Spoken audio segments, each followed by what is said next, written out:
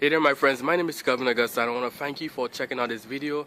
I want to also thank you for listening and for watching this chapter of the day from the scriptures. Now I pray that this message is going to be a blessing to you, to your family as well, and that you feel encouraged.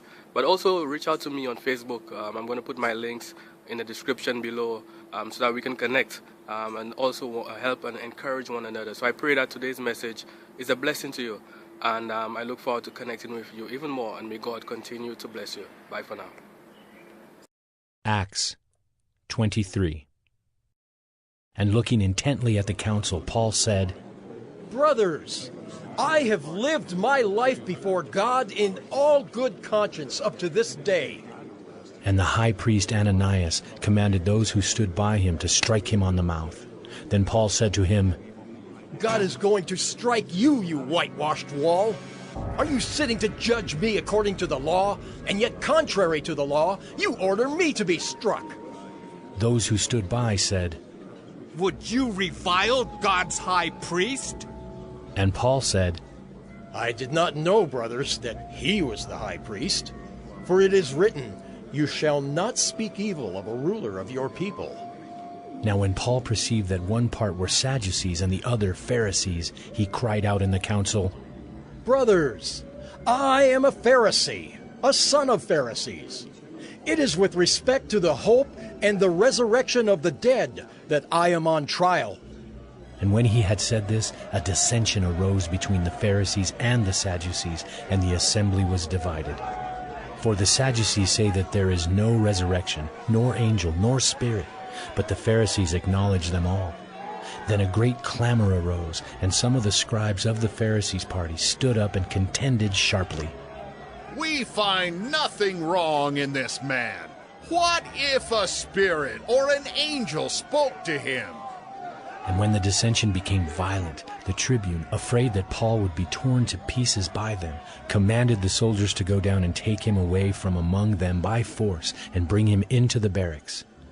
The following night the Lord stood by him and said, Take courage, for as you have testified to the facts about me in Jerusalem, so you must testify also in Rome. When it was day, the Jews made a plot and bound themselves by an oath neither to eat nor drink till they had killed Paul. There were more than 40 who made this conspiracy.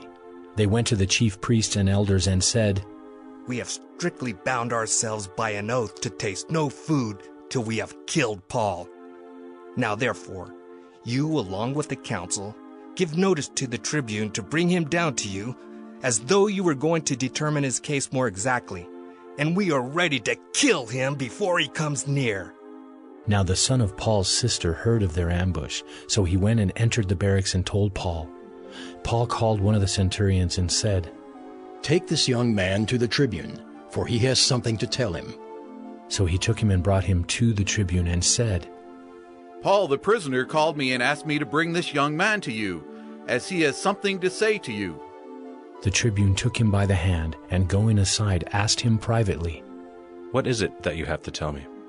And he said, The Jews have agreed to ask you to bring Paul down to the council tomorrow, as though they were going to inquire somewhat more closely about him. But do not be persuaded by them, for more than 40 of their men are lying in ambush for him, who have bound themselves by an oath neither to eat nor drink till they have killed him. And now they are ready, waiting for your consent. So the tribune dismissed the young man, charging him, Tell no one that you have informed me of these things. Then he called 2 of the centurions and said, Get ready 200 soldiers, with 70 horsemen and 200 spearmen to go as far as Caesarea at the 3rd hour of the night. Also provide mounts for Paul to ride and bring him safely to Felix the governor. And he wrote a letter to this effect. Claudius Lysias, to His Excellency the Governor Felix, greetings.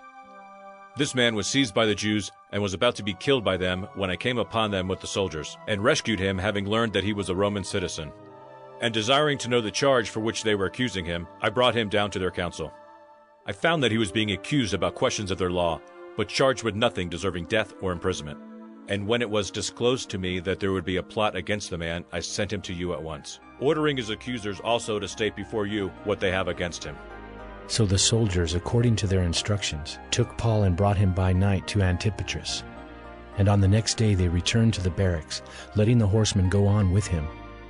When they had come to Caesarea and delivered the letter to the governor, they presented Paul also before him. On reading the letter, he asked what province he was from.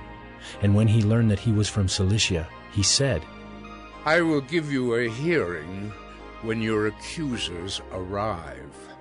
And he commanded him to be guarded in Herod's praetorium. Hey there, my friends. My name is Kelvin Augusta again.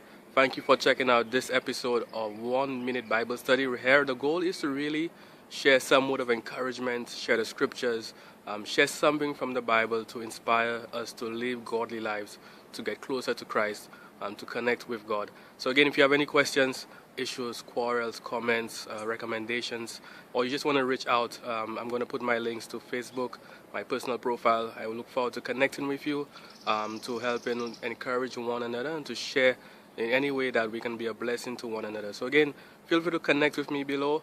Thank you again for checking out this episode of 1 Minute Bible Study, where we've shared scripture, we've shared encouragement, and I look forward to connecting with you. May God continue to bless you. Bye for now.